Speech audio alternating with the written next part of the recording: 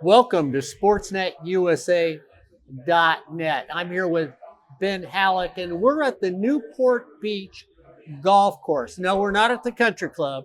We're at a golf course that the average person gets to play. And Ben and I are going to talk a little about what's going on here. The best way to talk about it, though, is I'm on a par 3 that's about 185 yards long. The wind is blowing from left to right.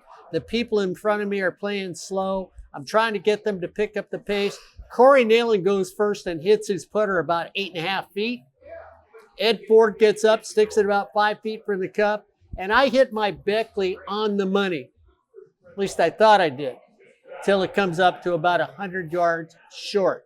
Yeah, I'm talking about a fun day at a golf course, and Ben, it looks like those days are limited here at the Newport Beach Golf Course for the simple reason that I'm going to say it's not going to be a golf course anymore. Is that fair? That's their plan, yes. If the community has anything to say about it or do, it'll continue to be a golf course. But you're right. Their lease here ends January 2027, and ownership wants anything but a golf course here. It's been here since 1976. So let's take it back because you've been involved in the whole thing. From day one, yes. From day one. So let's go back to day one. And how did we get in this position today?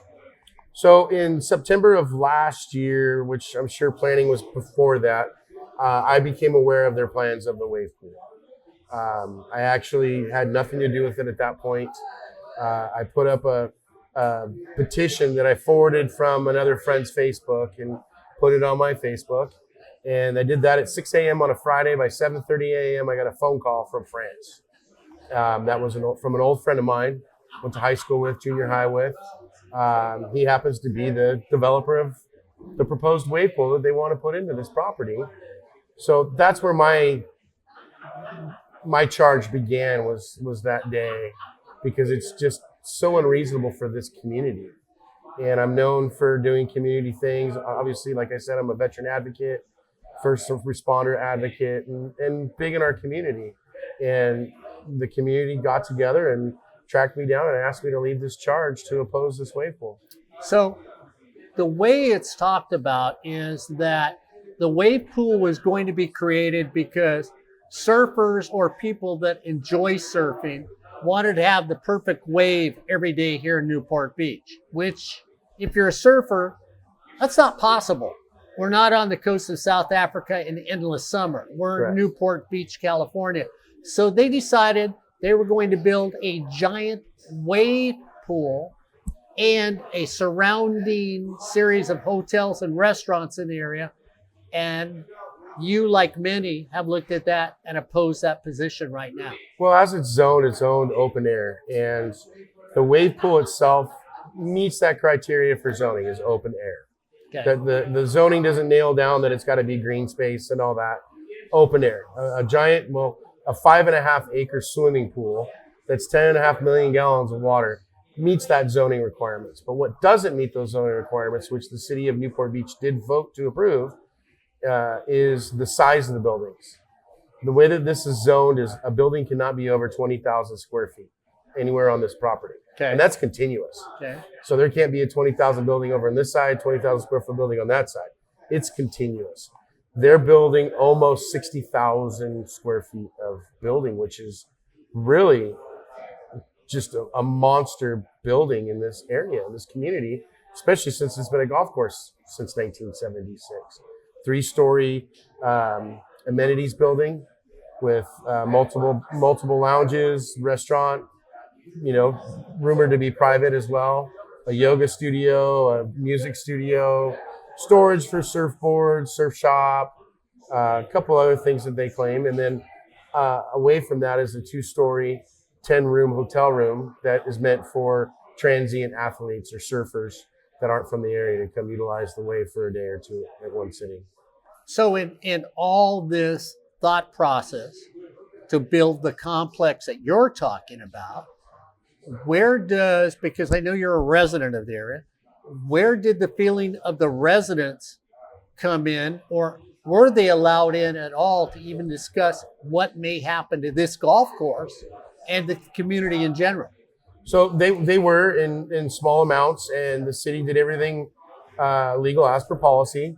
Everything was notices were posted, obviously, on their websites. There were notices posted out in front of the golf course. Now that's on city property out past the entryway, so most people didn't see them. Right. So a lot of people didn't even really know what's going on. So word of mouth has really grown over the last 6 months as our social medias and other things have expanded. More people are learning about this. And the city has checked all those boxes. They've done everything to policy. The planning commission's done everything to policy. Planning commissioners are box checkers. Did they do this process? Did they do that process? They check the box. They're good. Their policy's met. But when it comes to these resolutions that they've approved for the use permits, the size of the buildings, going against the airport's recommendations, that was city council. And nobody's really listened to the community because we've made enough noise that they should have, but they really haven't. So, I mean, what's interesting is Newport Beach has always been known as an affluent area. Correct. Not saying that the area around here is not affluent. But when I drive down the street, when I came here down Mesa Drive, I thought of the common neighborhood. Correct. Then you tell me about the project, and you showed me pictures about the project, which you can see online. So if anybody's curious about this, we'll let you know where you could go. And I keep thinking the whole time while you're talking to me, who cares about the people across the street? Who cares about the high schools that play golf here? Where are they going to go? And how about the other projects that happen here? Because I know that you hold a golf tournament for the veterans that live in this area. Where does that go? What I don't understand, Ben, I really don't. You're sitting with an old guy that likes to look at people and go, I don't get why the average person isn't benefiting on this. Where was that conversation? And why does nobody care about what you've done here for the veterans and the people who live across the street? Correct. And unfortunately, the people that live across the street have no say.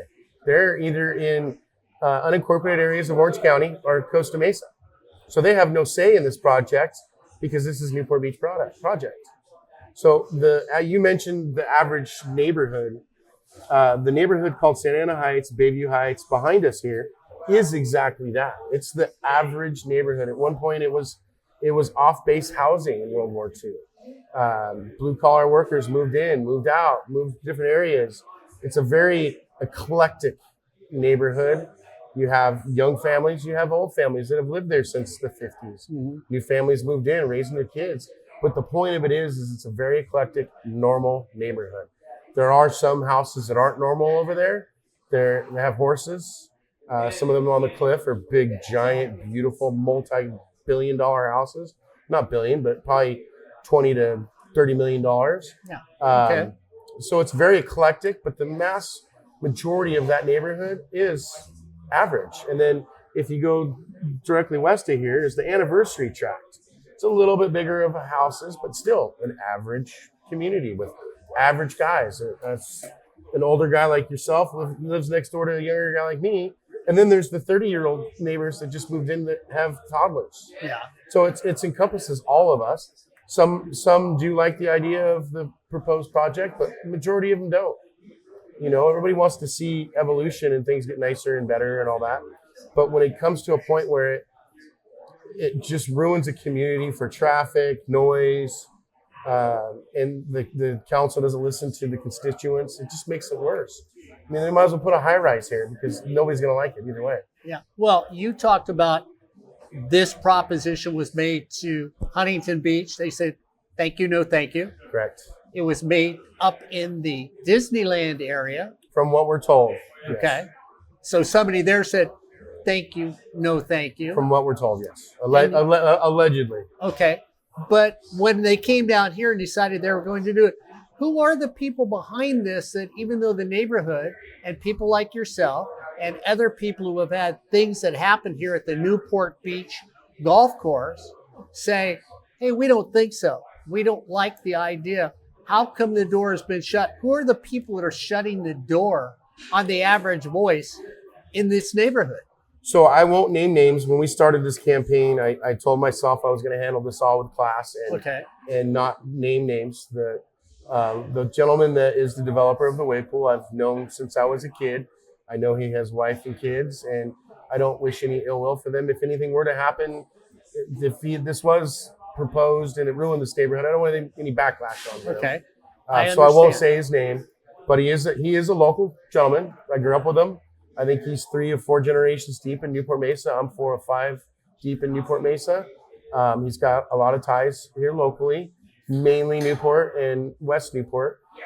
He did grow up just half a mile away from here, a block away from where I live currently. He is the developer, and he has a big heart for wave pools. Okay.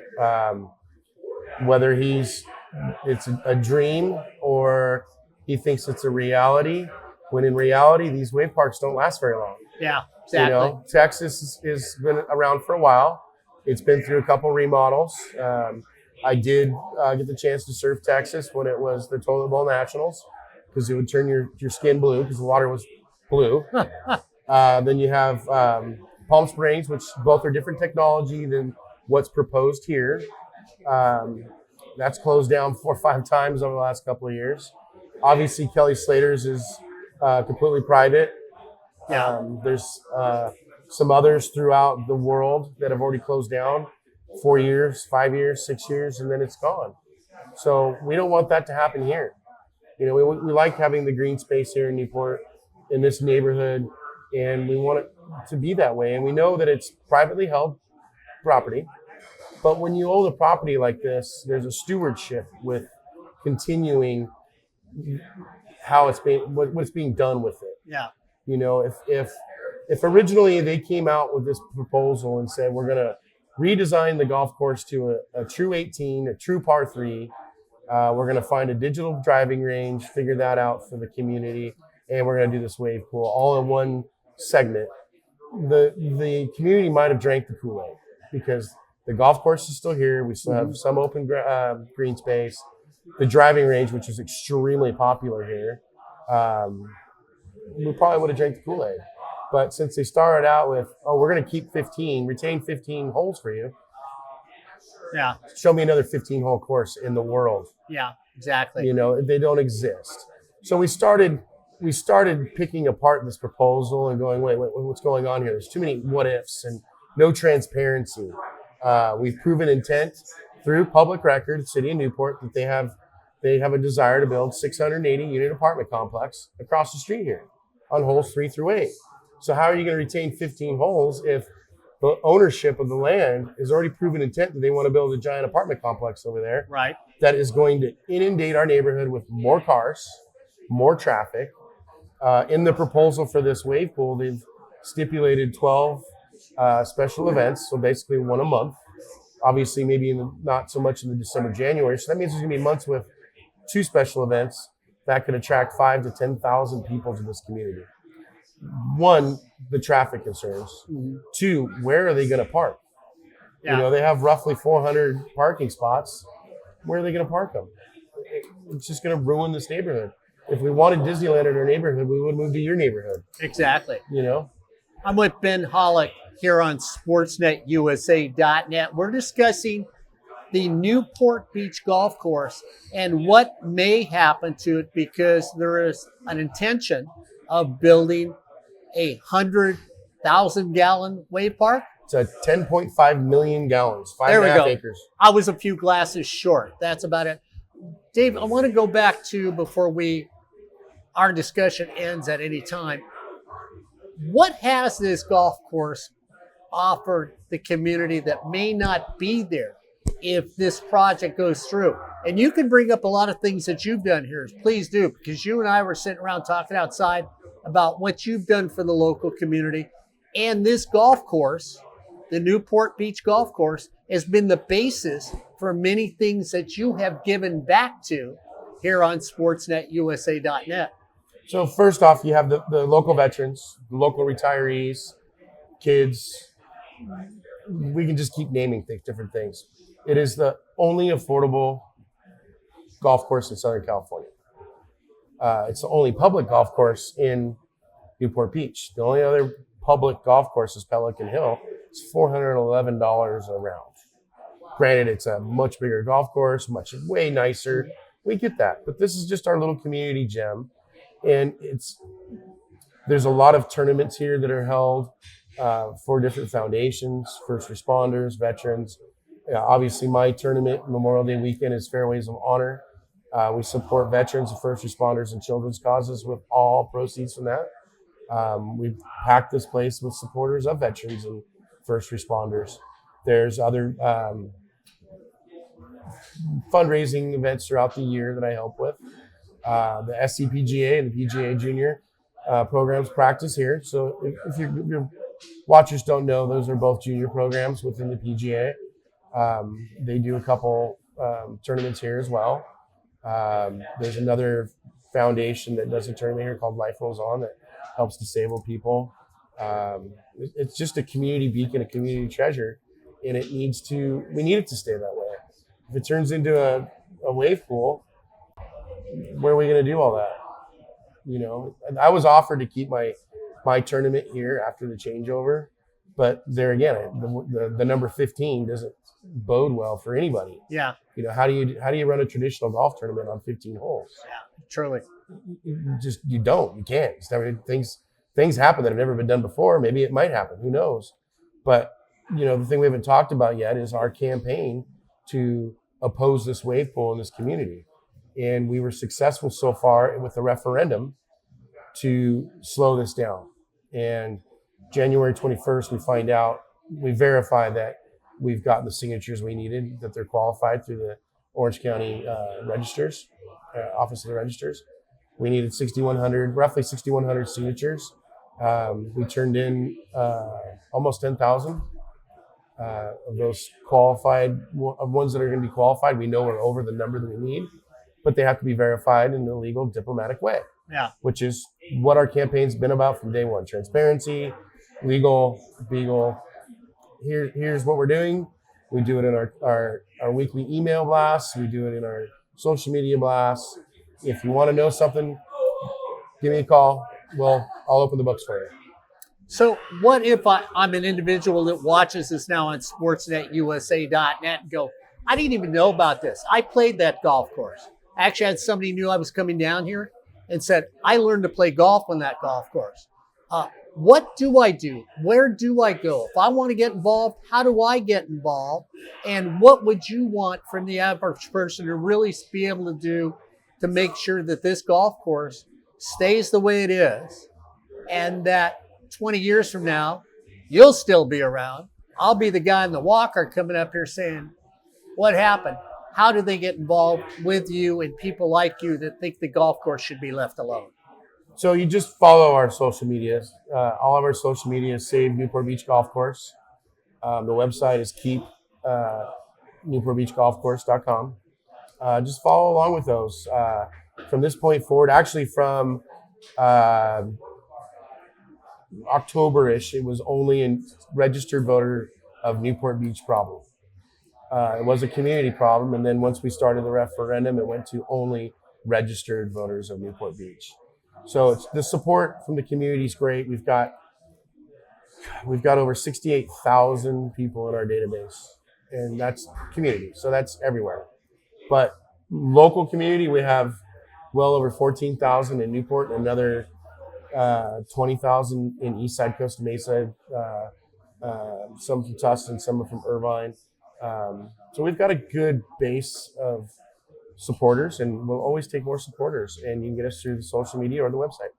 So don't forget, here on sportsnetusa.net, we look for things like this. Ben, before I let you go, and this is Ben Hallock, the gentleman that is standing up against the city of Newport Beach to preserve this golf course. I'm going to give you the closing shots before we both say goodbye here on sportsnetusa.net. It's really just about preserving our community, giving our children, our retirees, a place to continue to exercise, be active. Don't take this the wrong way. You're an older gentleman. So having somewhere cheap that you can golf a couple days a week versus one time a week because it's more expensive is vital to us. I'm a local contractor. I like to see our community survive and strive. So helping keep this golf course is very important to me for our retirees, especially our veterans. I've got veterans that golf here that are missing legs, missing arms. They can't afford to go play $411 a round. Kids, children, they're all in school right now, but come 3:30, 4 o'clock, this place will be inundated with kids getting lessons from the teachers here. On the weekends, it's packed. You drive by here at 6:30 in the morning and the driving range is packed. It's packed at 9 o'clock at night. It's a very popular golf course for the average golfer, the beginner golfer, intermediate, and even some card-carrying scratch golfers still like playing here. Like I told you earlier, I have some that play in my tournament and absolutely love it. They're not required to wear pants. They wear board shorts and sandals in my tournament. They're just having a relaxing game of golf. So let's just keep it the way it is. Ben had me hooked when he said we weren't required to wear pants. So I guess I can't be in his tournament. Ben, it's been a pleasure. For those of you out there that are watching this on sportsnetusa.net, make sure you reach out. These are the type of things that you need to realize. It's happening in Ben's neighborhood today. It could be happening in your neighborhood tomorrow. So reach out to somebody like Ben and say, hey, what can I do to maybe keep this golf course intact for the next 30, 40 years? For Albert Robles, Fred Ford, for our guest Ben Hallock, and I'm the old guy, this project is something you need to stay with here on sportsnetusa.net.